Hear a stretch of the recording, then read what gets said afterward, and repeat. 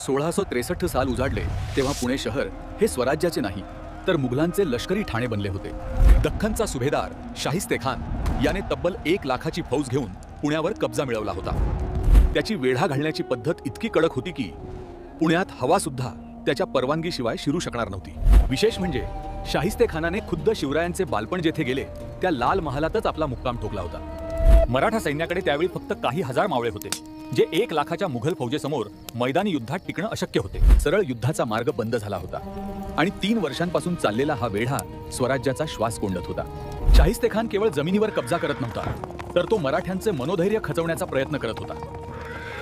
अशा वेळी शिवरायांनी एक असा निर्णय घेतला जो त्या काळातील युद्धशास्त्रात बसणारा नव्हता। ते ठरवले होते गनिमाच्या छावणीत घुसून थेट त्याच्या सरदारावरच वार करणे। हे धाडस नव्हते तर हे एक अत्यंत थंड डोक्याने आखलेले सर्जिकल ऑपरेशन होते। जर शाहिस्तेखानाला त्याच्याच सुरक्षित किल्ल्यात मारले तर मुघल सत्तेचा धाक संपुष्टात येईल हे गणित पक्के होते। पण लाल महालात शिरणे म्हणजे मृत्यूच्या दाढेत हात घालण्यासारखे होते, कारण भोवती कडेकोट पहारे होते। मराठ्यांकडे तोफा नव्हत्या पण त्यांच्याकडे अशी एक गोष्ट होती जिचा अंदाज मुघलांना नव्हता। ती गोष्ट म्हणजे स्वतःच्या जमिनीचे आणि भूगोलचे अचूक ज्ञान। आता प्रश्न फक्त ताकदीचा नव्हता तर प्रश्न होता बुद्धीचा आणि नियोजनाचा। कोणतीही मोहीम आखण्यापूर्वी गुप्तहेरांचे जाळे सक्रिय करण्यात आले।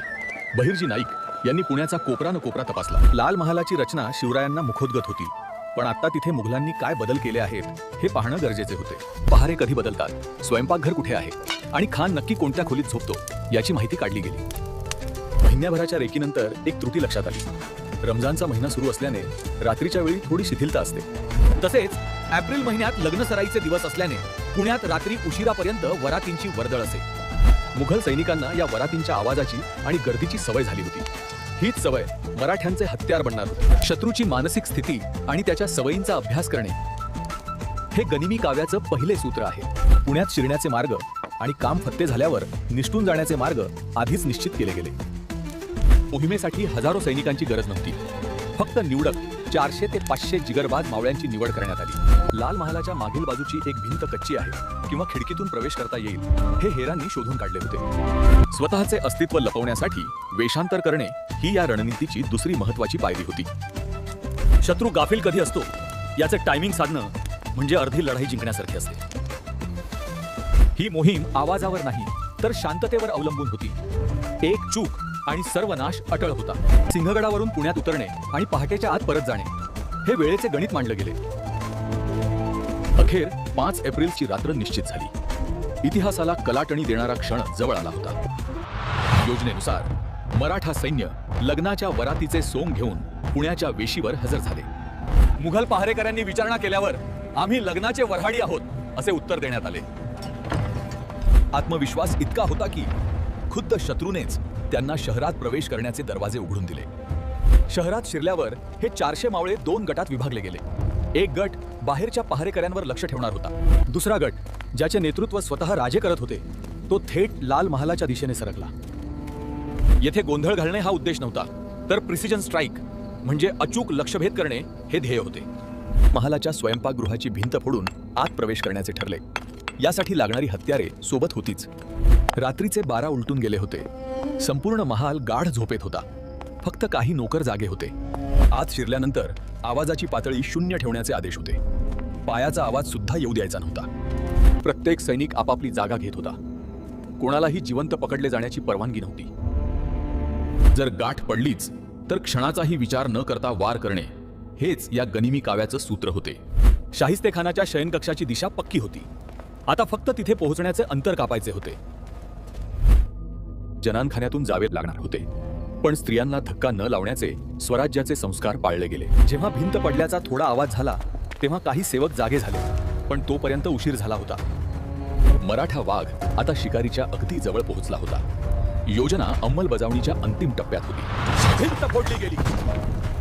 मराठा सैन्य महालाच्या आत घुसले। शांततेचा भंग झाला। दुश्मन! दुश्मन! अशा किंकाळ्या फुटल्या। झोपलेल्या मुघल सैनिकांची पळापळ सुरू झाली। महालाच्या अरुंद बोळांमध्ये मराठ्यांच्या तलवारी तळपू लागल्या। खानाला समजण्याआधीच त्याचे रक्षक मारले गेले। राजे थेट खानाच्या खोलीत घुसले। समोर साक्षात मृत्यू उभा पाहून शाहिस्ते खान खिडकीकडे धावला. प्राण वाचवण्यासाठी खिडकीतून उडी मारताना शिवरायांच्या तलवारीचा एकच वार पडला. त्या वाराने खानाचे प्राण तर वाचले, पण त्याची 3 बोटे छाटली गेली. मुघल सत्तेवर हा कायमचा कलंक लागला. हे घडत असतानाच बाहेरच्या तुकडीने मुद्दाम चौघडे वाजवायला सुरुवात केली. या आवाजामुळे गोंधळात भर पडली. मुघलांना वाटले की उत्सव चालू आहे की हल्ला हेच समजेना. काम फत्ते झाले होते. आता तेथे रेंगाळणे धोक्याचे होते. माघारी फिरण्याचा आदेश देण्यात आला. फक्त काही मिनिटांच्या या थरारात 1 लाखाच्या फौजेच्या नाकावर टिच्चून मराठे निसटले होते. पुणे शहराबाहेर पडताच मराठा सैन्याने कात्रज घाटाचा रस्ता धरला. येथेच गनिमी काव्याचा पुढचा भाग दिसला. बैलांच्या शिंगांना मशाली बांधून त्यांना डोंगरावर सोडून देण्यात आले. मुघल सैन्य त्या मशालींना मराठा समजून रात्रभर चुकीच्या दिशेने पाठलाग करत राहिले. इकडे राजे आणि त्यांचे सैन्य सुरक्षितपणे सिंहगडाच्या पायथ्याशी पोहोचले सुद्धा होते. जेव्हा सूर्य उगवला तेव्हा मुघलांना आपल्या फजितीची आणि पराभवाची जाणीव झाली. या हल्ल्याने केवळ बोटे कापली नाहीत, तर मुघल साम्राज्याच्या प्रतिष्ठेचे लचके तोडले. शाहिस्ते खानाला प्रचंड मानहानी सोसावावी लागली.